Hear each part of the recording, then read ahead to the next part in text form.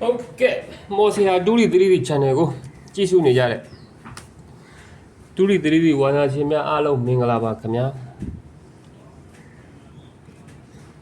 မနေ့ပြန်တင်းနေတာနေ့တော့မြင်တာလေးတွေတွေ့တာလေးတွေတွက်ပြပေးမယ်တပတ်စာအခွေလည်းပေးမယ်ကြီးလည်းပေးမယ်ဗျာနော်နောက်ပြီးတော့ပတ်တီးလေးတွေလည်းပေးမယ်အားလုံးကြိုက်မှကစားဖို့ဗျာနော်ကိုတွက်နီးနေကိုကိုချင်းချိန်ဖို့ဗျာတွက်နီးမတွက်ပြခင်ကျွန်တော်မွေးခွက်လေးတွေအရင်sorry ဗျာအခွေလေးအရင်ပြပေးမယ်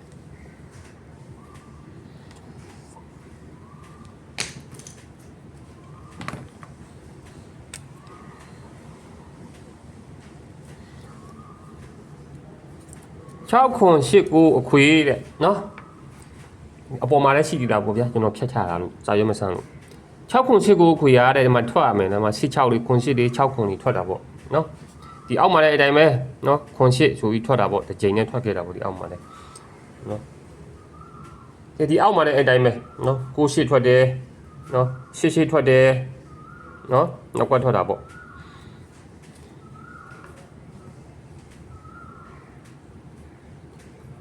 ဒီမှာဆိုရင်လည်းအတိုင်းပဲနော်6 8ထွက်တယ်နော်ခွန်ခွန်ဘူးတွေထွက်တာပေါ့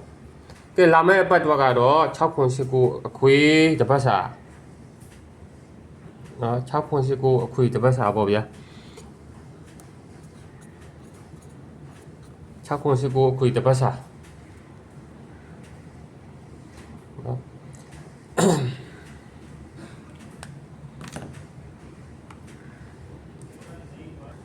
နော်6ခွန်8ကိုအခွေပေါ့ဗျာเนาะတပတ်စာအခွေဘူးပေါ့เนาะဘူးကထဲပေါ့ဗျာကျွန်တော်ထုတ်နေရတိုင်းတပတ်စာအခွေကတော့ဒီဘက်မှာ3လုံးနဲ့ရှိလို့ကျွန်တော်မထုတ်ပြီးတော့ဘူးเนาะအဲကြောင့်မို့ဒီမူသေးနဲ့တွားရတာပေါ့ဗျာ6ခွန်8ကိုကသူပေးတာခဲ့တာညိုကြည့်လိုက်တော်လေးကိုအရှင်းပြေတယ်เนาะမူသေးကเนาะ6ခွန်8ကိုကပေးရတာတော်လေးကိုအရှင်းပြေနေတယ်သူကလည်းဒါပေမဲ့ပြီးခဲ့တဲ့ဘက်ကလည်းကျွန်တော်တပတ်စာကျွန်တော်ဟိုကြည့်နေကြတပတ်စာကတော့ထွက်သွားတာပေါ့ဗျာအခွေကတော့เนาะ5ဆိုပြီးထွက်တာပေါ့ဒီဘက်မှာသူကကျွန်တော်ရှာနေကြအခွေက3လုံးမထွက်လာလို့ကျွန်တော်အခွေမတင်ပြီးတော့အဲ့ဒါကိုပတ်ပြီးဖြစ်ပတ်မယ်ဆိုလဲပတ်ပေါ့ဗျာเนาะ3လုံးကပါလိမ့်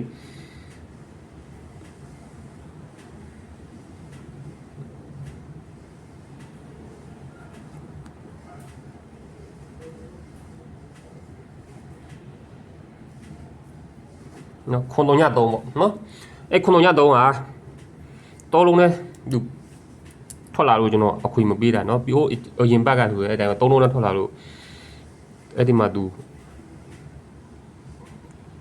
နင်ပြတ်သွားတာပေါ့နော်3လုံးလုံးတော့သူထွက်လာဒါပေမဲ့ခွေမထွက်လာခဲ့ဘူးဒီဘက်မှာလည်းသူက3လုံးနဲ့ထွက်လာလို့ကျွန်တော်ခွေမပေးတော့ဘူးမူသေးခွေ6ခွန်8ကိုကျွန်တော်ပေးလိုက်တယ်အဲ့ခွန်တုံည3ကြတော့ကို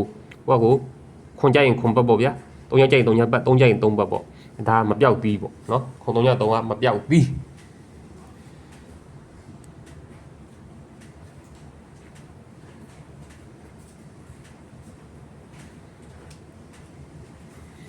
နောက်ပြီးတော့ပြီးခဲ့တဲ့ဘက်ကအကျွေးကြံအခွေနော်တရက်ကြံတာပေါ့နော်တရက်ကြံတဲ့ဟာကအားလုံးမှတ်မိမှာပေါ့1နှစ်6ခွန်ကအကျွေးကြံခဲ့တယ်တရက်ကြံတယ်နော်တင်းင်းလာနေတရက်ကြံကြီးတယ်အဲတင်းနှစ်6ခွန်ကိုတင်းနှစ်6ခွန်ကိုတင်းင်းလာနေတနေ့ခွေရအောင်မှာပေါ့နော်သူက3ရက်တစ်ခါဆိုတော့သူကလည်းမူသေးပဲပေါ့ဒီ6ခွန်8ကိုအခွေလိုမျိုးပဲဒါပေမဲ့6ခွန်တစ်ခုကတူနေဆိုတော့တခါလဲထွက်လာနိုင်တာပေါ့ဗျာနော်အဲ့ဒီမှာပြီးခဲ့တဲ့ဘက်ကသူက2ရက်ခွေလာပြီ2ရက်ဒိတ်ကုန်ခဲ့ပြီပေါ့ဗျာနော်တနေ့လာနေတနေ့ကြံနေတာပေါ့အဲ့ဒီနေ့6ခွန်ခွေတရက်ကြံகுமாரா அதுக்கும் போக மாட்டாங்க குமாரா நீ உனக்குள்ள வாங்கிட்டு வா எனக்கு கூட நான் நாளைக்கு பேசிக்கிறேன் நான் பேசிக்கிறேன் တရက်ကြံပေါ့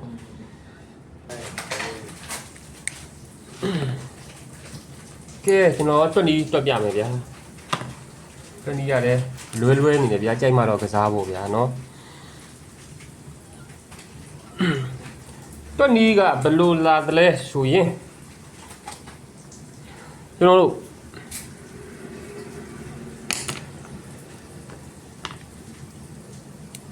တွက်နီးကဘယ်လိုလာလဲဆိုရင်တဲ့ရှေ့ခွန်3ည3နော်ရှေ့ခွန်3ည3သုံးလုံးပေါင်းချင်းဒီခွန်တဲ့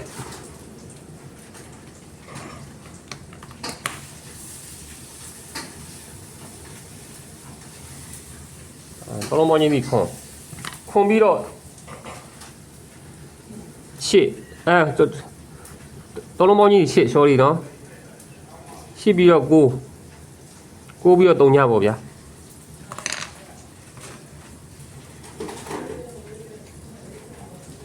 ရှေ့3ညပေါ့နော်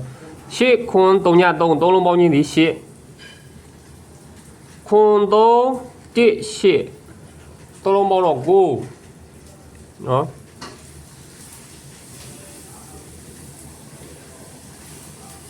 နောက်က4 5 6 4 5 6 5သုံးလုံးပေါင်းတော့3ညနော်8 9 3ညဆိုပြီးသူရှင်းထားတာပေါ့ဗျာနော်သူက8 9 3ညကိုကျွန်တော်တို့ထိပ်ဒီနဲ့ပြန်သွားကြမယ်ထိပ်ဒီလိုင်းကိုပြန်ကြည့်မယ်အဲ8 9 3ညမူမင်းနဲ့ဒီလေးလုံးပေါင်းချင်းဒီ8နော်လေးလုံးပေါင်းချင်းဒီ8လေးလုံးပေါင်းချင်းဒီ9လေးလုံးပေါင်းချင်းဒီ3ညလေးလုံးပေါင်းချင်းဒီ8ဒီတဲ့အဲ့ဒီမှာ3လုံးပေါင်းချင်းဒီ8ပါပါ3ဆိုပြီးသူရိုက်တယ်နော်ဒီ9ဒီ9နဲ့ဒီက3 8နှလုံးပေါ့ဗျာနော်3 5နှလုံးပေါ့အဲ့လိုကြော်ပေါင်းတော့ဒီလေးလုံးပေါင်းချင်း8ဒီ8ပါပါဒီ3လုံးပေါင်းချင်း3ရိုက်တယ်တစ်ချက်နော်ဒီမှာလေးလုံးပေါင်းချင်း9တဲ့9ပါပါဒီတဲ့ဒီ6တစ်ရယ်ဒီခွန်ရယ်ကြော်ပေါင်းတော့4ဆိုပြီးပြန်ရိုက်တယ်နော်မနေ့ကမှသူပေးခဲ့မယ်ဆိုရင်ဒီလေးလုံးပေါင်းချင်းဒီ3ညပါပါဒီနှလုံးနဲ့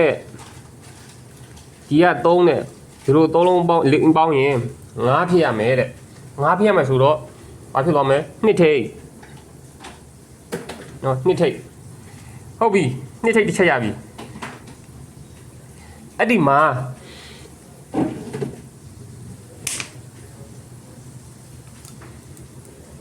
ဒီ3လုံးပေါင်းချင်းရတယ်8 3ည5 3အောက်မှာလည်းအဲ့တိုင်းပဲ1 1 6 3လုံးပေါင်းချင်းဒီ8ဟောဒီမှာလည်းအဲ့တိုင်းပဲ6 3ည2ဆိုပြီးတော့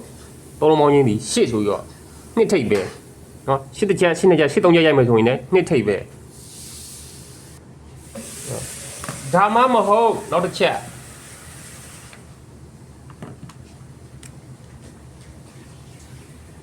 ဒါမှမဟုတ်နောက်တစ်ချက်ပေါ့ပြင်ကျွန်တော်ထပ်ပြမယ်ဒီ3ဟာလေနော်ဒီ3ပေါ့ဗျာဒီ3ဟာလေဒီလေးလုံးပေါင်းချင်းတစ်စောင်းပေါ့နော်9 3ည5 3 3လုံးပေါင်းချင်းဒီလေးလုံးပေါင်းချင်းဒီ3နဲ့နော်ဒီ3ဒီလေးလုံးပေါင်းချင်းဒီ3ဒီ5ဒီလေးလုံးပေါင်းချင်းဒီ5နော်ဒီ1ဒီလေးလုံးပေါင်းချင်းဒီ1ဖြစ်ရမယ်တဲ့နော်ဒီမှာဆိုတော့ဒီ3ဒီလေးလုံးပေါင်းချင်း3ဒီ5ဒီလေးလုံးပေါင်းချင်း5ဒီ1ဒီလေးလုံးပေါင်းချင်း1ဖြစ်ရမယ်ဆိုတော့ဒီမှာနှလုံး3လုံးပေါင်းက9ဖြစ်နေတယ်1ဖြစ်အောင်ဆိုတော့2ထိပ်ဒီ3ချက်ညှိပို့ရအဲ့ဒီမှာသူလှုပ်ထားတာတွေတစ်ချက်ရှိတယ်ဖြာကျွန်တော်2ထိပ်ကြီးရပြီပေါ့ဗျာနော်2ထိပ်ကြီးကိုအဲ့ဒီမှာမပြောက်သေးနဲ့တွဲနေတွဲပေါ့2ချက်2ခွန်2 3ပေါ့အဲ့လိုမျိုးတွဲတဲ့ကစားရရတယ်ဒီရင်တွဲပြီးလိုက်မယ်ဗျာနော်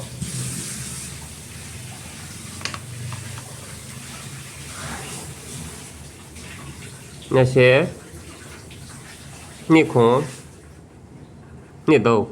3ခွန်ဆိုရင်လည်းဒီမှာတရက်ကြံအခွေနဲ့လည်းကြိုက်တယ်နော်တရက်ကြံအခွေနဲ့လည်းကြိုက်တာပေါ့နော်နောက်ပြီးတော့အပိတ်ဘယ်လိုလာလဲဆိုရင်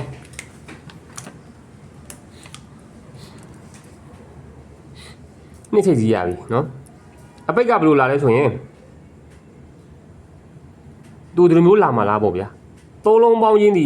8နော်3ည5 3 3လုံးပေါင်းချင်းဒီ8 3လုံးပေါင်းချင်းဒီ9ခွန်1 1နဲ့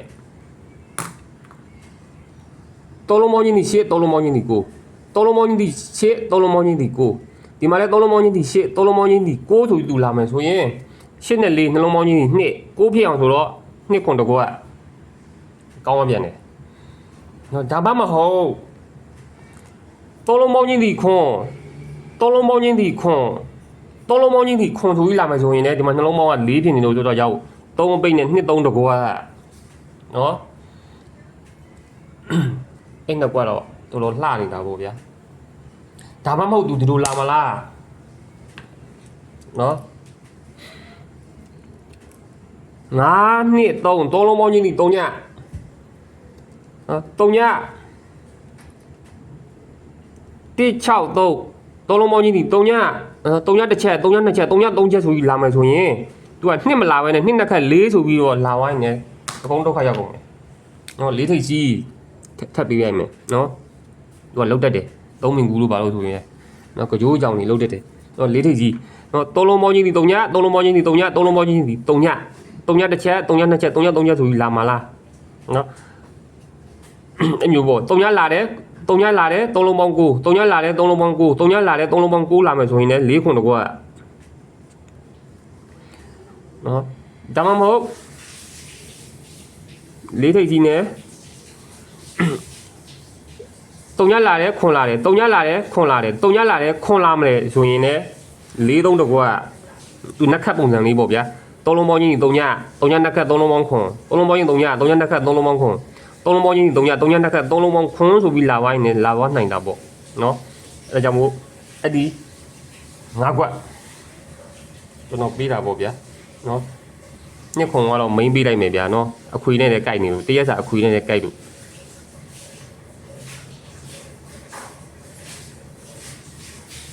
ကဲအားလုံးကြိုက်မှကစားပေါ့ဗျာเนาะနောက်ပြီးတော့တပတ်စာအခွေကတော့6ခွန်8ကိုဒါကတော့မူတည်ယူထားတဲ့ဟာပေါ့เนาะသူက9ချိန်6ချိန်တော့မှန်လာပြီเนาะ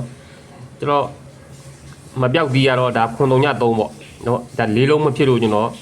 မပြောက်ဒီထည့်ပေးရအရင်ကဆိုလည်းကျွန်တော်မပြောက်ဒီပဲထုတ်နေကြเนาะအမခွန်ကြရင်ခွန်ပတ်3ညကြရင်3ညပတ်3ကြရင်3ပတ်ပေါ့ဗျာအဲတင်းနေ6ခွန်ကတော့တရက်ကြံသေးတာပေါ့เนาะအော်ကြီးလေးထည့်ပေးဦးမယ်ဗျာ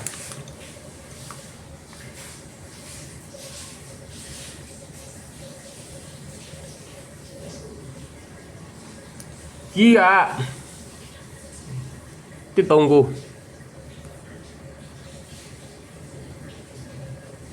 139ကြီးနော်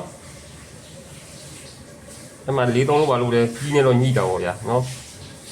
သူတို့လည်းပြစ်ပေလို့မရဘူးဗျာနော်ဒီမှာနှစ်ခွန်ကကျွန်တော် main ပြီးတော့ပေးထားတာပဲနော်ဒီဒါလေး2 3လို့4 3လို့လေကြီးနေညှိတာပေါ့မဆိုးနော်ကဲအားလုံးဒီလောက်ပါပဲဗျာနော်ကြိုက်မှတော့ကစားပေါ့ဗျာနော်မနေ့ညရင်ကျွန်တော်နောက်တစ်ခွေထပ်ပေးမယ်မူသေးအခွေတစ်ခွေပေါ့နော်အဲ့အခွေကပါထွက်သွားတယ်ဆိုတော့3ညခွန်ထွက်သွားတဲ့အခွေနော်3ညခွန်ထွက်ခဲ့တဲ့အခွေကျွန်တော်အားလုံးသိမှာပေါ့ဗျာအဲ့တော့အဲ့ခွေရတဲ့မူသေးအခွေပဲနော်ပြီးကြတဲ့ဘက်ကဗီဒီယိုပြန်ကြည့်နေကြည့်လို့ရတာပေါ့အဲ့ဒီခင်ဗျာသူကမနေ့ပြန်ထပ်ဆပြီးပေါ့နော်သူရ3ရက်တွင်းထွက်တဲ့ခွေပေါ့ဒီကောင်ကလည်းဒါ2ရက်ထဲမှာမထွက်ခဲ့ဘူး1ရက်ကြံတာပေါ့နော်ကဲအားလုံးစကွန်ချိုးလေးရိုက်မယ်ဆိုရင်ရိုက်ထားပေါ့ဗျာနော်ကဲအားလုံးဒီလောက်ပါပဲဗျာဒီဘက်မှာပေါက်ပြီးတော့နော်တင်းတင်းကြုံမှာလူနေတိုင်းနိုင်ကြပါလေဗျာနော်